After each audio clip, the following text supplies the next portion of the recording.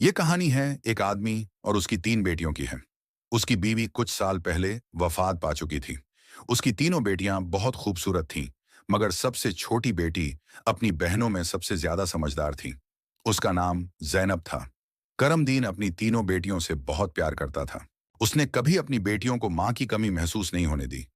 वह अपनी बेटियों की हर ख्वाहिश पूरी करता था।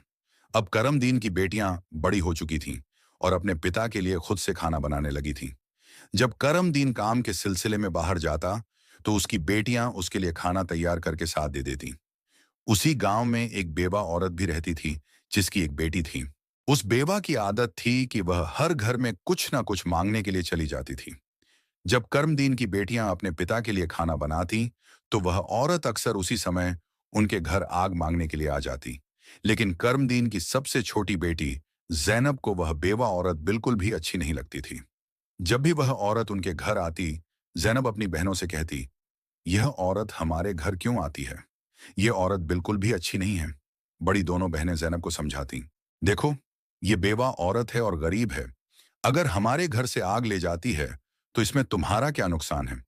जैनब अपनी बहनों की बातें सुनकर चुप हो जाती, लेकिन वह कहती, देख लेना, यह औरत एक ना एक दिन हम सबके लिए मुसीबत खड़ी करेगी।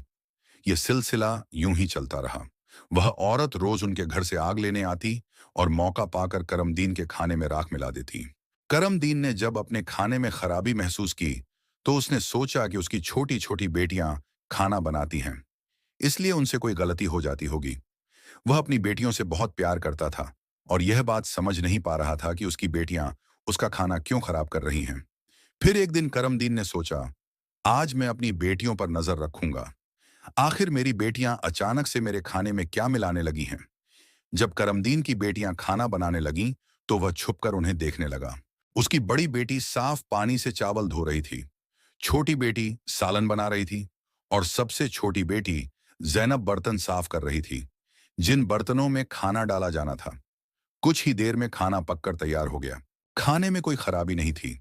करमदीन परेशान था, लेकिन फिर अचानक उसने जो देखा, उससे उसके पैरों तले जमीन खिसक गई। उसने देखा कि वही बेवा औरत उनके घर आग लेने आई है और उसकी छोटी बेटी जैनब उससे बहस कर रही है। वहीं उसकी दूसरी बहनें जैनब को समझा रही थीं। कोई बात नहीं जैनब, ये बेवा औरत है, इसे आग लेने दो, बड़ी बहन ने कहा। लेकिन उस बेवा औरत ने आग लेने के बहाने नजरें बचाकर करमदीन के खाने में राख मिला दी और वह औरत बड़ी नाटकीय अंदाज में करमदीन के पास आई और उसके सीने पर हाथ फेरते हुए कहने लगी, अरे, मैं तो यह देख रही थी कि तुम सच में अपनी बेटियों से प्यार करते हो या नहीं। खाना खराब होने पर तुम उन्हें डांटते हो या नहीं। लेकिन तुम तो बड़े अच्छे इंसान निकले, अपनी बेटियों से बहुत प्यार करने वाले। तुमने तो मेरी चोरी फौरन पकड़ ली। अब मुझे यकीन हो गया है कि तुम अपनी बेटियों से बहुत प्यार करते हो। आइंदा ऐसा कुछ नहीं होगा। करमदीन उसकी बातों और उसके नाटक पर यकीन करने लगा, क्योंकि वह बेवा औरत खूबसूरत थी।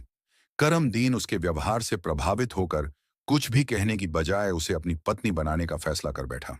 कुछ ही दिनों में उसने अपनी बेटियों की इजाजत के बिना उस बेवा औरत से शादी कर ली और उसे अपने घर ले आया।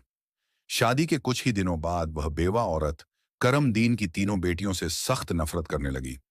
चाहती थी कि किसी भी तरह करमदीन की बेटियां इस घर से निकल जाएं।